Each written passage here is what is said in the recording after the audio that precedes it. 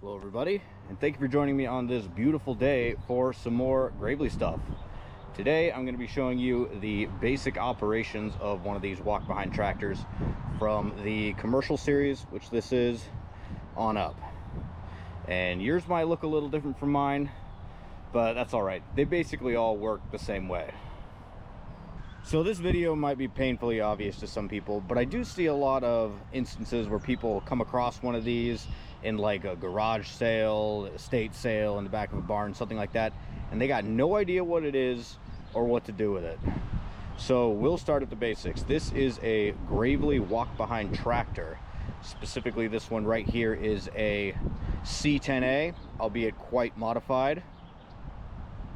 And what it is, it's basically the bare minimum you need to have a tractor. You got two wheels, you got a PTO on the front that you can put a few attachments onto, and then you got an engine on the back to make it all move.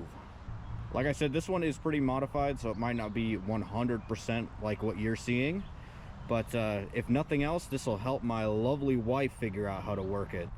So before we turn it on, let's give a quick overview of some of the basic controls. So right here is the high-low lever. That'll change you from going from either a brisk walk to a slow crawl. Right here is our PTO lever. This is our high-low planetary, and this is our forward backwards. So when you operate this thing, an easy way to remember the order of operations is you start here and then you make your way over here. Do you want to be in high or low range? Do you want your PTO on or off? Do you want it fast or slow? And are you going forward or backwards? Those are the questions you ask, and in that order. So all the controls on this thing work a little bit differently. We're going to start here at step one at our high-low axle. Right now we are in low range. If you want to trip it into high range, you take this and you pull it out. There's some tabs, and you let it rest there. That doesn't necessarily shift you into high range. What you got to do is you got to take a little peek-see over in this direction. Even though you've got it set to high, it might not necessarily make its way into high. But what you can do is you can grab the whole tractor and you can rock it back and forth, and you'll see it slot into the high range. There you go, you just saw it go. I'm gonna click it back into low, and you can see it went into low. High. The high-low shifter here works with a dog clutch. So in order to not damage it, it's best to have it shifted when it's just sitting there idly or before you turn the thing on at all. The dog teeth on this clutch are known to fold over with repeated use. So if you don't want to mess yours up, it's best to do it while it's sitting here stationary. Right here is our PTO shifter. Once you've decided if you're in high or low and the engine's idling, you grab this and you give it a sharp tug. There you go. Now it would be in gear and your attachment would be spinning. This one also uses a dog clutch, so don't give it a slow pull, otherwise the teeth will just clatter and you'll start to mess things up. So there you go. That's disengaged. That's engaged.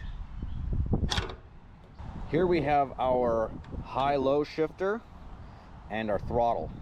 If you've got something newer, your throttle might be down here over on the, I'm going to call it the dashboard. So when you're ready to go, you can go either high, forward, or low, back.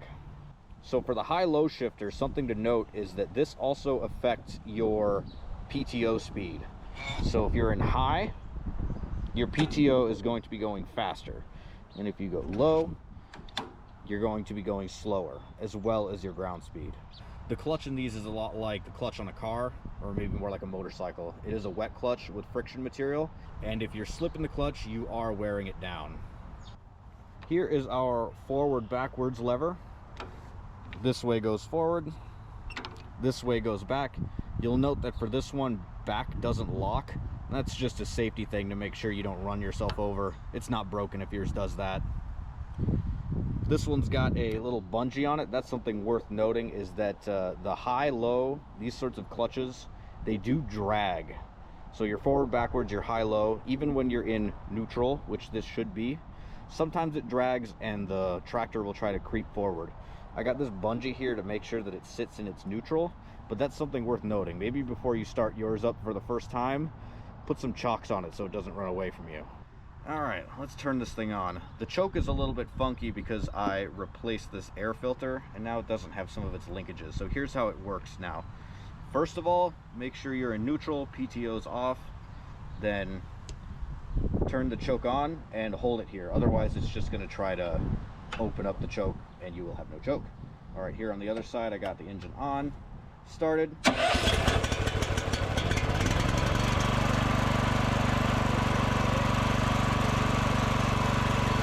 All right, I got my POV going and let's do some work with this thing.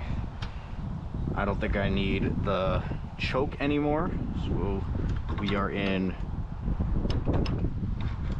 neutral. Turn this thing on.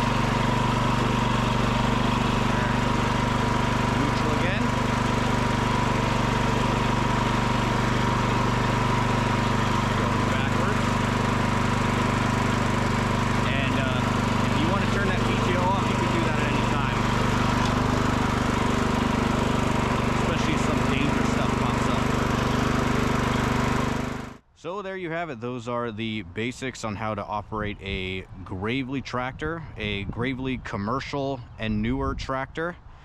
And you might have noticed that I'm pretty gentle with the thing, all things considered. I imagine some people would be saying, hey, I trash this thing, I slam it into gear all the time.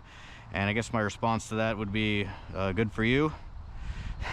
You know, these things are old. They're not making any more of them. And they are sturdy, but every year there's going to be less. So if you take good care of it, it'll last you a good long time. Anyway, I hope this video was informative. Thank you very much for watching and have a good one. Shoots.